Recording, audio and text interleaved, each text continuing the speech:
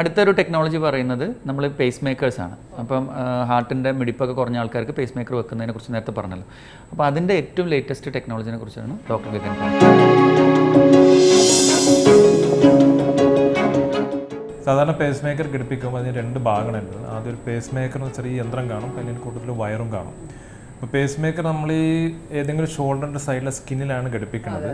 അതിന് കൂടുതൽ ആ വയർ ഹാർട്ടിൻ്റെലേക്ക് പോകുന്നൊരു ഞരമ്പ് വഴി അതിലേക്ക് ഘടിപ്പിക്കുന്നതാണ്. അപ്പോൾ സ്വാഭാവികമായിട്ടും ഇതൊരു മൈനർ സർജറിയാണ്.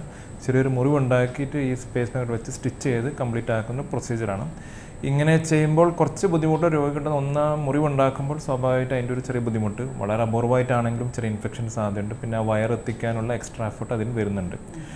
ഈ ഹൃദയമിടിപ്പ് വരുന്ന ഭൂരിഭാഗം രോഗികളും അത്യാവശ്യം നല്ല പ്രായക്കാരാണ്. അപ്പോൾ എല്ലാവരും ഇതേ ഒരു സർജറിക്ക് ചിലപ്പോൾ ഒരു കംഫർട്ടബിൾ ആവണമെന്നില്ല. ഈ ഒരു കാരണങ്ങൾ കൊണ്ട് പലതുകൊണ്ടാണ് നമുക്ക് പുതിയ ആയിട്ടുള്ള ലീഡ്ലെസ് പേസ് മേക്കർ എന്ന് പറയുന്നത്. നമുക്കിപ്പോൾ ലഭ്യമായിട്ടുള്ള മൈക്ര എന്ന് പറയുന്നൊരു പേസ് മേക്കറാണ് ഉള്ളത്. ഞാൻ കാണിച്ചു തരാം. ഇതിലിപ്പോൾ നമ്മുടെ സ്റ്റാൻഡേർഡ് പേസ് മേക്കറാണ് ഈ കാണുന്നത്. അതെ അതെ, ഇത് പേസ് മേക്കർ ബാറ്ററിയും അതിൻ്റെ കമ്പ്യൂട്ടറും എല്ലാം അടങ്ങുന്ന ഒരു ഡിവൈസാണ്. ഇതിൻ്റെ അറ്റത്തുനിന്നൊരു ചെറിയൊരു വയർ കാണും. അത് നല്ല നീളത്തുള്ള വയറാണ്, അത് ഹാർട്ടിനകത്ത് എത്തിപ്പെടുന്നത്. അപ്പോൾ രണ്ട് ഭാഗമായിട്ട് വരുന്നത്, അതിനാണ് ഈ പ്രൊസീജിയറും വരുന്നത്.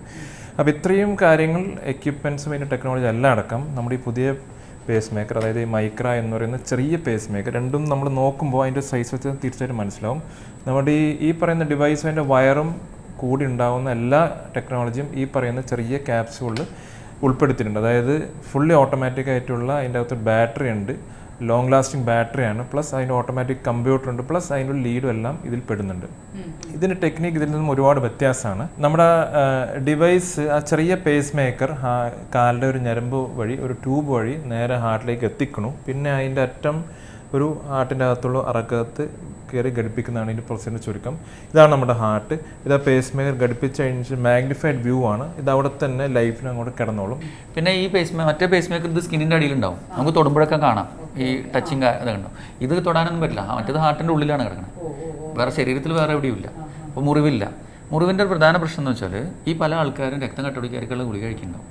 ഒന്നുകിൽ ആൻജിയോപ്ലാസ്റ്റി കഴിഞ്ഞിട്ടുണ്ടാവും, അല്ലെങ്കിൽ വാൽവിൻ്റെ ഓപ്പറേഷൻ കഴിഞ്ഞിട്ടുണ്ടാവും. അപ്പോൾ ആ ഗുളിക നിർത്തുക എന്ന് പറയുന്നത് എളുപ്പമല്ല. അപ്പോൾ ശരിക്കുള്ള പേസ് മേക്കർ ആണെങ്കിൽ പ്രയാസമാണ്, ബ്ലീഡിങ് വരും, കാരണം മുറിവുണ്ടാക്കുമ്പോൾ. ഇതാകുമ്പോൾ ബ്ലീഡിംഗ് ഒന്നും വരില്ല, നമുക്ക് നേരെ വെക്കാം. പിന്നെ ഇൻഫെക്ഷൻ്റെ ചാൻസ് വരുന്നില്ല. എല്ലാ പേസ് മേക്കറും ഇപ്പോൾ മറ്റേ പേസ് മേക്കർ ആണെങ്കിൽ തൊലിയുടെ അടിയിലാണ്, അപ്പോൾ നമുക്ക് അതിനെ നേരിട്ട് തൊടാനൊന്നും പറ്റില്ല. അപ്പോൾ ഒരു എക്യുപ്മെൻറ്റ് പുറത്ത് വെച്ചിട്ട് അതിൻ്റെ ഇലക്ട്രോ മാഗ്നറ്റിക് ഫോഴ്സ് വെച്ചിട്ട് നമുക്ക് ആ എക്യുപ്മെൻ്റായിട്ട് കോൺടാക്ട് ചെയ്യാൻ പറ്റും. നമ്മൾ ബ്ലൂടൂത്ത് ഒക്കെ ഉപയോഗിക്കില്ല, അതേപോലെ ഇതിന്റെ സെപ്പറേറ്റ് ഒരു ബ്ലൂടൂത്ത് പോലത്തെ ഒരു സിസ്റ്റം ഉണ്ട്. മറ്റേ ഇതിന്റെ ബാറ്ററി പോലെ തന്നെ 10 വർഷമാണ് ഇപ്പോഴത്തെ എല്ലാ പേസ് മേക്കറിന്റെ ബാറ്ററി. ഇതിന്റെ ബാറ്ററിയും 10 വർഷമാണ്.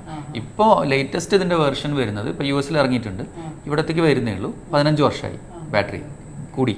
15 വർഷത്തെ ബാറ്ററി ഇതിൽ കിട്ടുന്നുണ്ട്.